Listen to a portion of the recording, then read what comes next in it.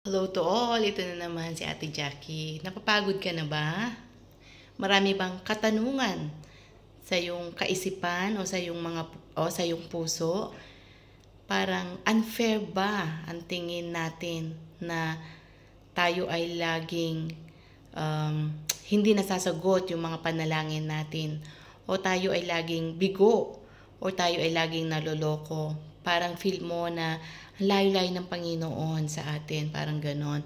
Yung parang ikaw na yung gumawa ng mabuti, ikaw na yung gumawa, nagbigay, ikaw pa yung masama, 'di ba? Alam niyo po, pag ganyan ang nararamdaman natin, mahal pa rin tayo ng ating Panginoon.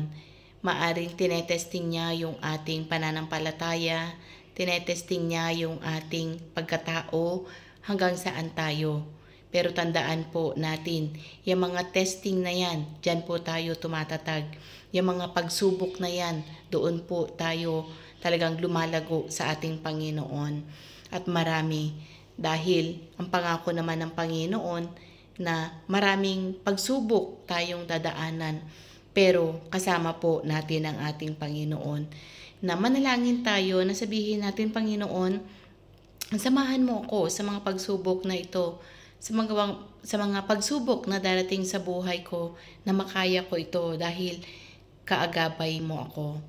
Naalala ko po yung bata, walaga ko, every time na naglalakad kami, every time na magko-cross kami, hawak na hawak ko yung kamay niya, kasi maaring siya ay bumitaw, maaring siya ay biglang tumawid, maaring siya ay biglang tumakbo. So, syempre, hahawakan mo siya to safe, di ba? And ayaw mo na magkaroon o madulas siya o madapa or something na may mangyari sa kanya. Alam nyo, ganun din ang ating Panginoon eh.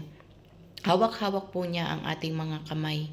Minsan tayo yung bumibitaw. Sabi natin, Lord, bitawan mo ko. Lord, ayoko na. Lord, wag. Ganun. Pero ang Panginoon po is hawak-hawak pa rin niya yung ating mga kamay. Kasi ang nais niya na, anak, dito tayo pupunta. Mas alam ko, He knows the future.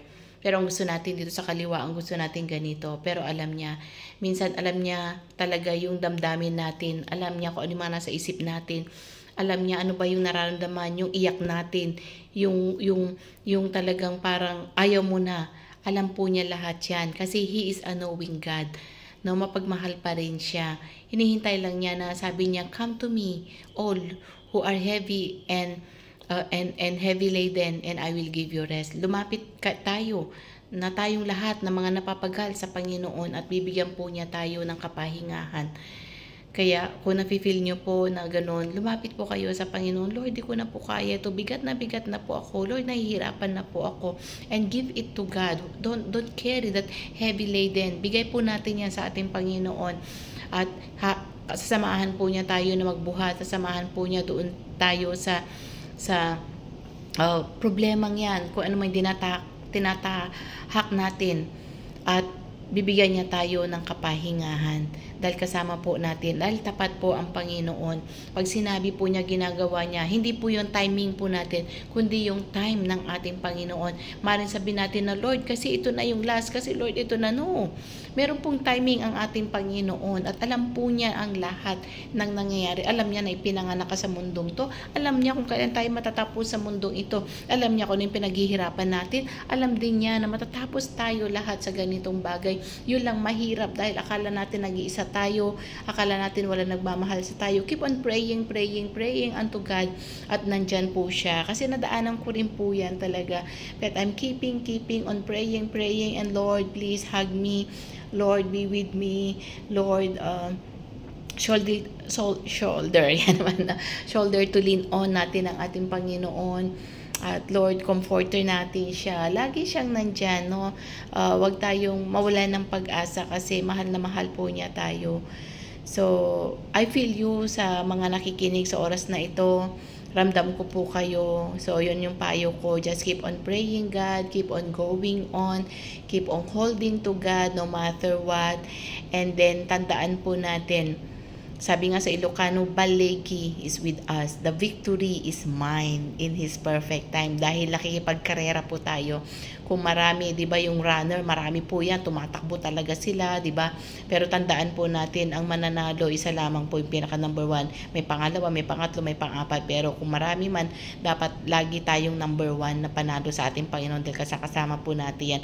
Yung mga tumatakbo, maraming dinadaanan, nahirapan, marami silang training, maraming talagang puyat, maraming paghihirap, di ba? And then makikipagbaka ka pag sinabi niyang ready, get set, go, makikipagbaka ka na talaga, run ka na talaga, tumatakbo-takbo ka na talaga, may manadadapa, merong napupulikat ang paa, meron nasasaktan, merong mahirap huminga, merong ayaw na, pero ang nasa mind nila at ang concept nila, Lord, go on pa rin no matter what, di ba? Go on, kasi bakit ang nasa mind nila, nasa puso nila, kailangan makuha nila, kailangan maging number 1 sila, kailangan maging winner sila. So, ganun din po tayo sa pakikipagbaka sa mundong ito. Ano man yung dinadaanan natin,